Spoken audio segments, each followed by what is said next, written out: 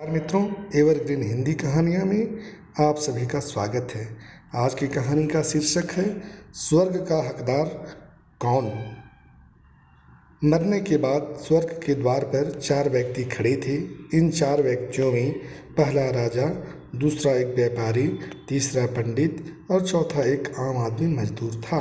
किसी को भी यह पता नहीं था कि कौन स्वर्ग के अंदर प्रवेश कर पाएगा और कौन वहीं से वापस लौटा दिया जाएगा। सब स्वर्ग का दरवाज़ा खुलने की राह देख रहे थे और आपस में बातें कर रहे थे। जैसे कि राजा को मरने से पहले से ही आदत थी, उसने अपनी बात सबसे पहले बताई। राजा ने कहा, मैं बहुत प्रख्यात राजा हूँ। मैंने धरती पर अपना बहुत नाम कमाया है, इसीलिए पूरी संभावना है कि मैं ही स्वर्ग में जाऊँगा। फिर व्यापारी ने अपनी बात सामने रखी। वह बोला, मैंने धरती पर खूब धन कमाया और उस धन से मैंने सैकड़ों लोगों की मदद की, इसीलिए मैं ही स्वर्ग का हकदार हूँ। अब बारी थी पंडित की, तो पंडित ने मुंह खोला और सबको यह कहा, चाहे तुम जो सोच लो, लेकिन यह बात तो तय है कि स्वर्ग के दरवाजे खुलेंगे तो मेरे लिए ही। सब जानते हैं कि पंडित दिन रात भगवान को याद करते हैं, इसीलिए स्वाभाविक है कि स्वर्ग में पंडित का स्वागत किया जाए। जब सब ने अपना अपना पक्ष रख दिया, तब सबकी नज़र उस मजदूर पर पड़ी थी जो चुपचाप अपनी नज़रें नीचे झुकाए बिना कुछ बोले वहीं पर खड़ा रहा। स्वर्ग का दरवाज़ा खुला और वहाँ पर एक देवदूत आकर खड़ा हो गया। देवदूत के हाथों में एक पुस्तक थी जिसमें इन सभी के कर्मों के बारे में लिखा हुआ था। देवदूत ने सबसे पहले राजा को अपने पास बुलाया और उसको पूछा, तुम बताओ, तुमने अपने जीवन में क्या क्या अच्छे कर्म किए हैं। मैं उन्हें इस पुस्तक में देखकर फैसला करूंगा कि तुम्हें अंदर आने देना है या नहीं। राजा ने कहा, मेरा राज्य जितना बड़ा था उतना ही समृद्ध था और मेरे राज्य के सभी लोग खुशहाल थे। सभी बड़े आनंद से रहते थे। मैंने उन्हें कभी भी किसी भी चीज़ की कमी नहीं होने दी। यही मेरे अच्छे कर्म हैं। देवदूत ने अपने पुस्तक में देखा और देखने के बाद राजा से कहा, तुम सच बोलते हो। तुमने अपने राज्य की प्रजा को बहुत सुखी रखा था, लेकिन तुमने अपने राज्य की सीमा बढ़ाने के लिए जितने युद्ध किए थे, उन युद्ध की वजह से हजारों सैनिकों ने अपनी जान गंवा दी थी। उन हजारों सैनिकों के परिवार के दुख का कारण तुम बने थे, इसीलिए तुम स्वर्ग में नहीं आ सकते।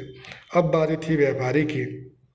व्यापारी से जब देवदूत ने पूछा कि तुम्हारे अच्छे कर्म क्या हैं, तब व्यापारी ने उससे कहा, मैंने सैकड़ों लोगों को खाना खिलाया है, कई आश्रमों में दान किया है, कई निराश्रित लोगों के लिए घर बनाकर दिया है।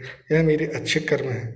देवदूत ने फिर से अपने पुस्तक में ध्यान से देखा और देखने के बाद व्यापारी से कहा, तुम्हारा कहना भी ठीक है कि तुमने बहुत दान धर्म किया है, लेकिन यह दान धर्म तुमने जिन पैसों से किया है, उन पैसों को कमाने के लिए तुमने न जाने कितने झूठ बोले हैं, कितनी हेरा फेरी की है और कितनी मिलावटें की है, इसलिए तुम भी स्वर्ग में नहीं आ सकते।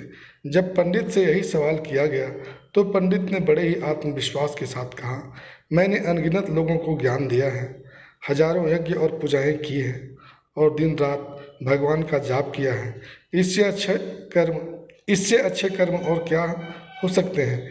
देवदूत ने अपने पुस्तक के अंदर झांक कर देखा और पंडित से कहा, आपने जितने भी लोगों को जो भी ज्ञान दिया है, उन बातों पर खुद कभी अमल नहीं किया। आपने यज्ञ, पूजा या भगवान का नाम निस्वार्थ भाव से कभी नहीं लिया, इसीलिए आपका भी स्वर्ग में आना प्रतिबंधित है। मजदूर यह सब देखकर हैरान था। वह अब तक जिन्हें महान समझता आ रहा था, उनकी व्याख्या स्वर्ग के दरवाजे पर आकर बदल गई थी। धरती पर जिन कामों को अच्छा समझा जाता है, उनका यहाँ पर कोई मूल्य नहीं था। यमदूत ने जब इस मजदूर को अपने पास बुलाया और इससे पहले कि वह उससे उसके अच्छे कर्मों के बारे में पूछता, मजदूर बोल पड़ा, प्रभु, मैं जानता हूँ कि मैं भी स्वर्ग में आने के लायक नहीं हूँ, लेकिन मैं फिर भी एक बार बाहर से ही स्वर्ग को झांक कर देखना चाहती हूँ।